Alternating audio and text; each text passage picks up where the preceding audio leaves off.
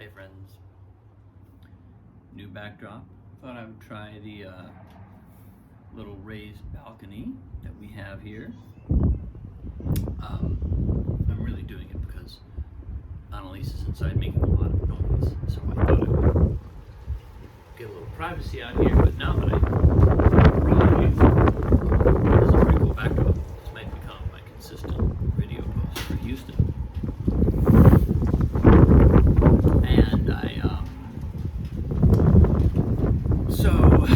And to kind of,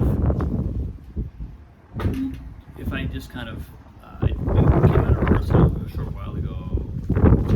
Katie was with us. It was a great day. Made another really beautiful leap forward. And, something that came up in our conversation afterwards, in my conversation with Katie, was looking at, we were both looking at, okay, what is this, what happens in the room, and what actually gets the siding falling off the building in Oklahoma, Texas.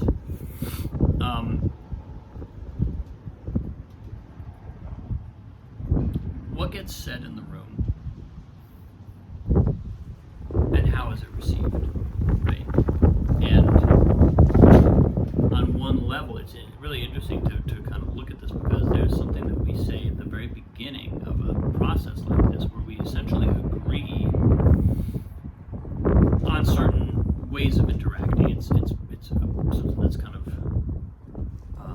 it's something that I think there is an increasing amount of awareness around in theater specifically, but also in other industries, especially collaborative, creative industries, where you get a lot of people together and interpersonal dynamics are a huge aspect of what's happening. I mean, not that that's not true in an office as well, but there's a sort of amplified degree to which that's true in creative fields, and especially performance fields, because that's what everybody's bringing. That's your, a lot of that is your content. It's you're bringing yourself into the room as a performer. Your full self. There are aspects of yourself that may not be so relevant in other contexts, but as a performer, it's kind of all transparent, it's all visible, it's all there, it's all out. In our first year of theater school, there was an exercise we did, a whole unit we did on what they called the transparent body, and it's basically learning what our habits are, learning what our particular version of a body is, what our particular body does, our imprinted habits, our physical habits, how we think about those habits. There's a whole kind of like awareness building aspect of that, and the goal is to get to as close as possible to what they call transparent body, which is essentially a body that's neutral and really capable of therefore transmitting whatever needs to be transmitted, right? If a neutral body can then adopt the characteristics or the habits or the tendencies of whatever character we might need it to.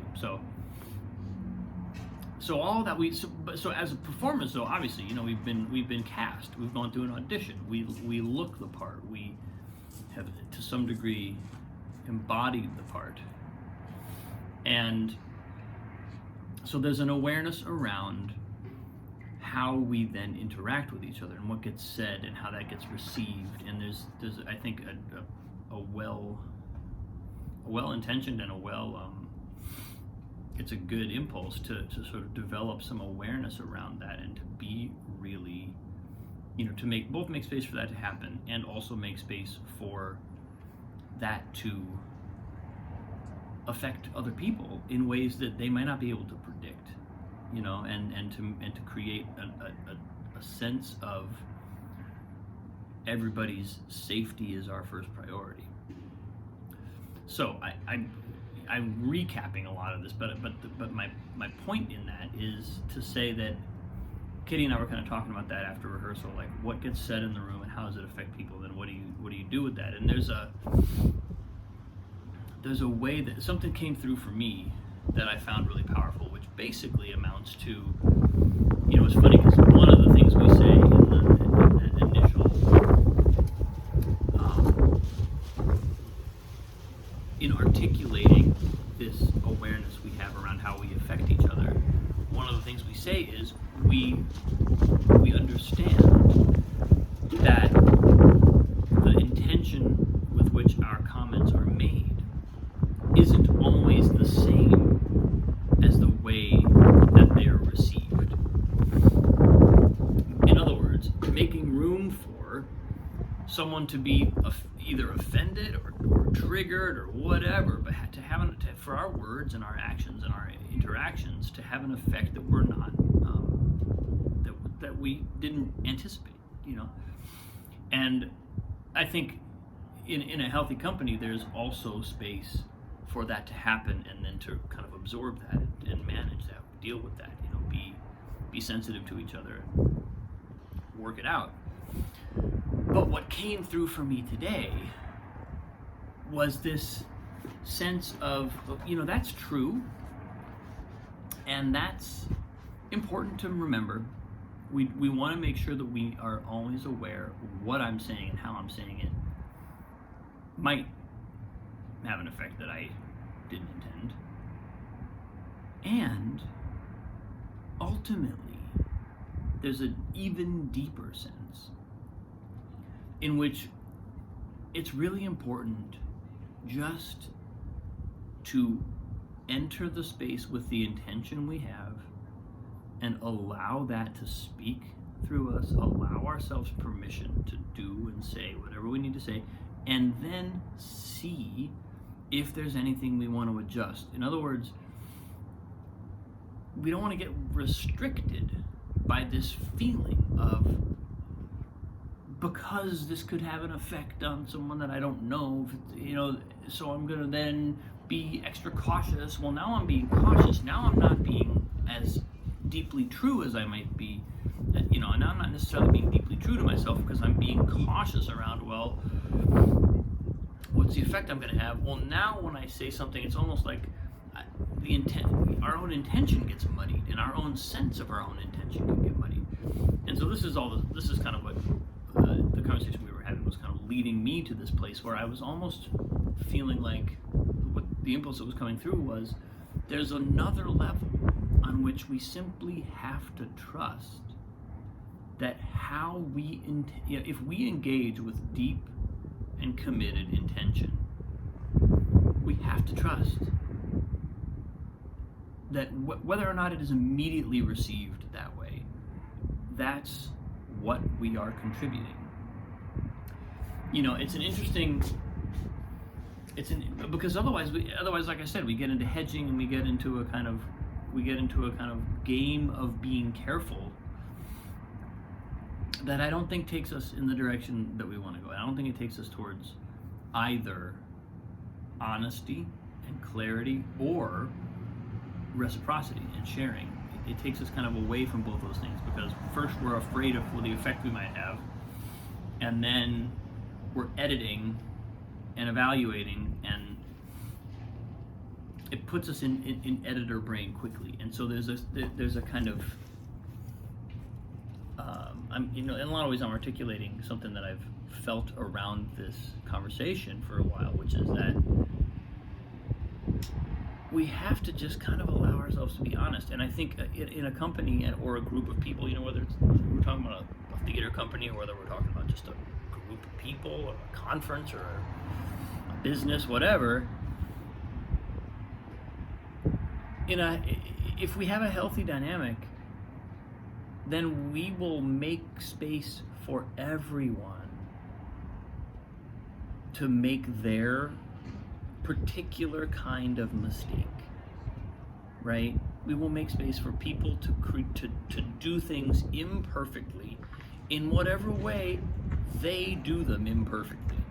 Because if we could stipulate what that imperfection looked like, or if we could somehow control that. I mean, if I don't know even where I'm going with that. There is no if that. That's not a thing.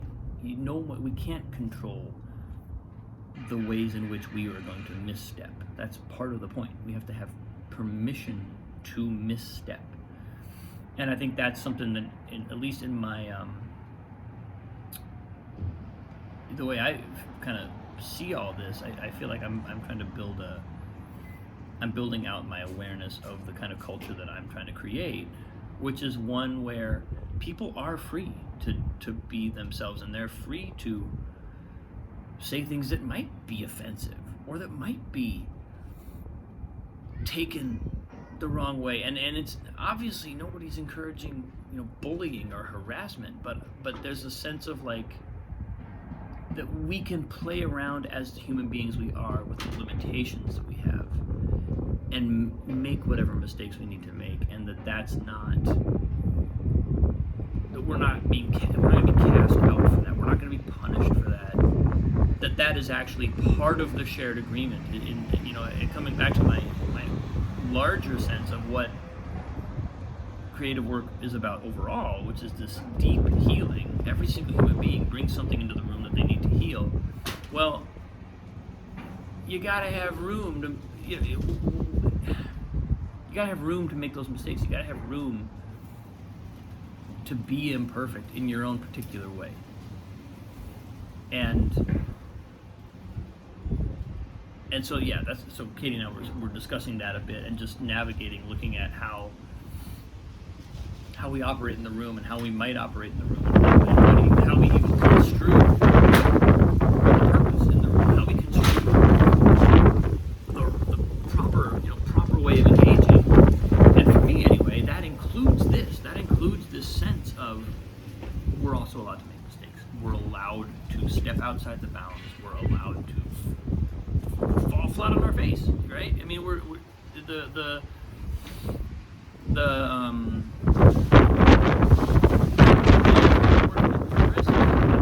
it's like a very simple equation at the end of the day, where we're taking a risk, and this isn't necessarily a business risk, it's not a financial risk, it's a personal risk, it's an emotional risk, it's a revealing part of ourselves kind of risk. It's creative, it's theatrical, it's performative. So just making space for a human being to be who they are, and it just takes me right back to where I was, from the outset of this process, and where I've really tried to keep my emphasis over the last couple of days, which is allowing myself to be who I am, and then holding a center of everyone here is allowed to be who they are. Everyone here is allowed to have the issues they're having. Everything that's happening in this moment is somehow contributing to our evolution, and it's our job to decode that. It's our job to sit with it, not necessarily to decode it in like a figuring it all out intellectually, but decode it in the sense of presuming that the universe is continuously unlocking riddle, and that love, there's such a thing as a key to the riddle. It's love, holding the space with love, and to unlock that riddle, to take us that next step into the next unknown epiphany, the next beautiful thing. So that's where today brought me. Another very fun day, and what I was saying yesterday, we are on track. We're digging into that material where the characters and the story are coming more and more online, and there's more and more emotional tension in the room. There's more and more. We're just unpacking more and more of the show, and we're doing it. We're doing the work. So, and it's beautiful. I have to say, everybody. It's such a gorgeous group. It's such a wonderful feeling of connection. And so I just making it my practice every day to come back to that center and remember that that's what this is about. That space for myself, for everyone. So, yeah. Thanks for watching, folks. Love you. I appreciate you so much. Try to get a little better light out here next time. I do like this setup. It's dark. I feel a little bit like the hooded man in the alley doing his video posts. Thank you for watching. I love you. I'll see you tomorrow.